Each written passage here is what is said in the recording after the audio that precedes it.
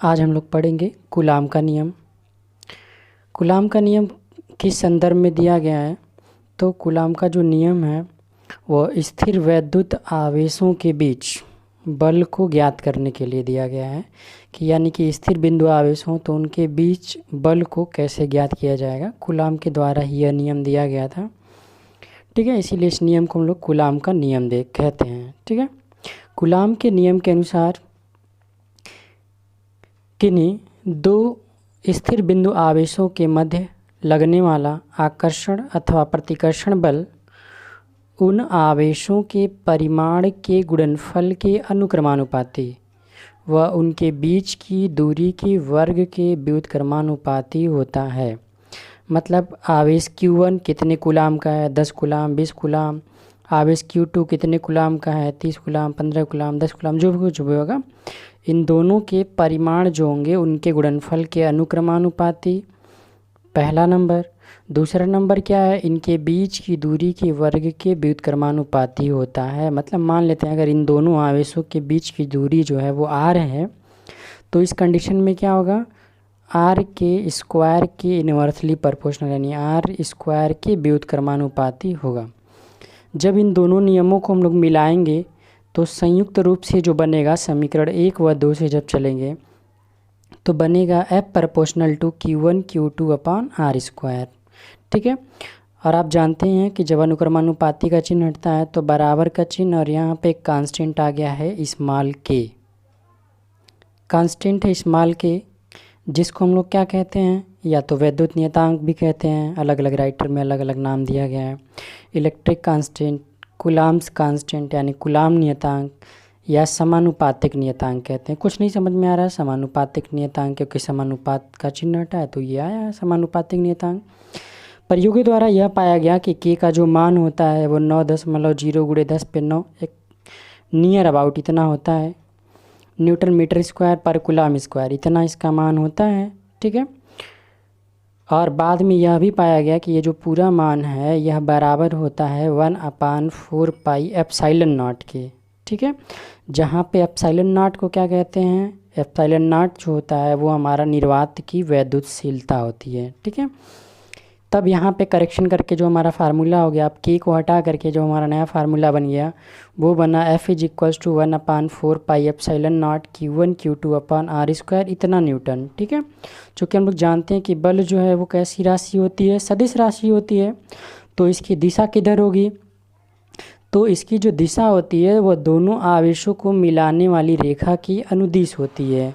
आइए यहाँ फिगर में देखते हैं।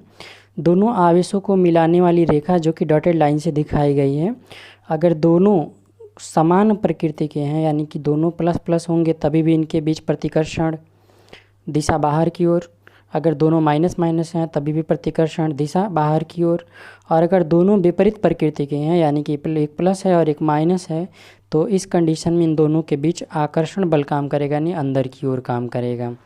बाकी इससे रिलेटेड और भी इसका ग्राफ दिया गया है कि दूरी के साथ बल किस प्रकार से घटता है। तो हम लोग यहाँ पे पढ़े ही हैं, दूरी के वर्ग के व्युत्क्रमानुपाती होता है, यानी दूरी के बढ़ने के साथ तेजी से बल का मान क्या होता है? घटता है। ठीक है, तो ये हमारा ग्राफ हो गया F और R के बीच में।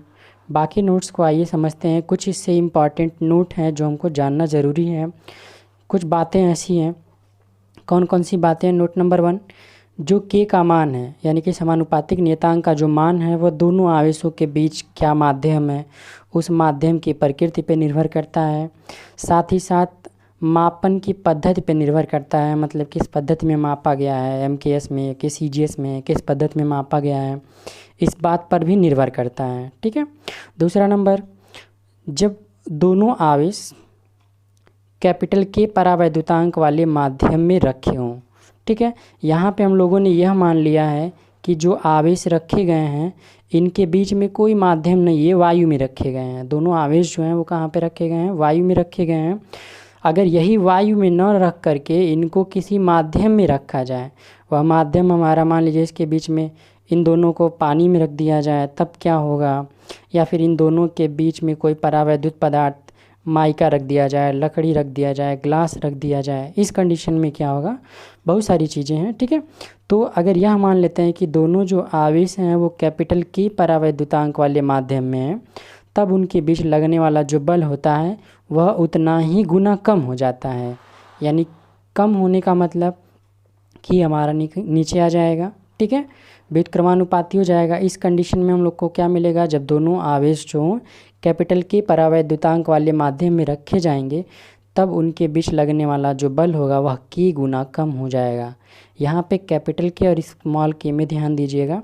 कैपिटल के जो है परावैद्युत माध्यम का परावैद्युतांक है, जबकि स्मॉल के जो है वो समानुपातिक नियतांक या कूलाम नियतांक या वैद्युत नियतांक है, ठीक है। तीसरा नंबर ये है आवेशित गोला या वलय। ये सब बहुत अधिक दूरी के लिए जो है, मतलब मान लेते हैं कि आवेशित कोई बड़ा सा गोला है, उसको यहाँ पे रख दिया गया और उससे बहुत दूरी, उसकी तुलना में, उसके रेडियस की तुलना में, उसकी त्रिज्या की तुलना में बहुत अधिक दूरी पे कोई बिंदु लिया जा रहा है और वहाँ से जब परीक्षण किया जाएगा तब उस कंडीशन में जो बड़ा वाला गोला रहेगा वह भी एक बिंदु आवेश की भांति कार्य करता है।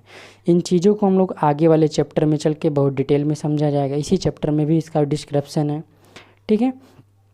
नेक्स्ट जो है प्रत्येक आवेश पर लगने वाले बल का परिमाण जो होता है वह समान होता है, चाहे उनके मान भिन्न भिन्न ही क्यों ना हो।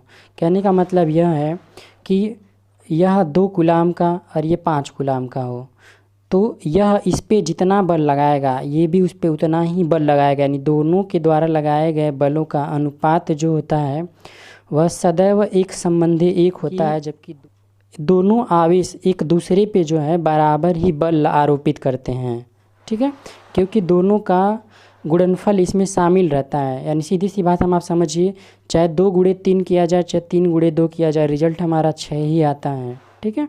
यानी वहाँ पे भी चाहे Q1 और Q2 का गुणा कराइए, चाहे Q2 का Q1 में गुणा कराइए, परिमाण समान आएगा। नहीं, कहने का मतलब यह है कि दोनों गोलों पे या दोनों बिंदुओं पे आवेश कितना है इस बात पे निर्भर नहीं करेगा, बल दोनों पे क्या होगा, समान होगा। यानी कि दोनों आवेशों पे लगने वाले बलों का जो अनुपात होगा वह हमेशा एक संबंधी एक का होगा, 1:1 का होगा।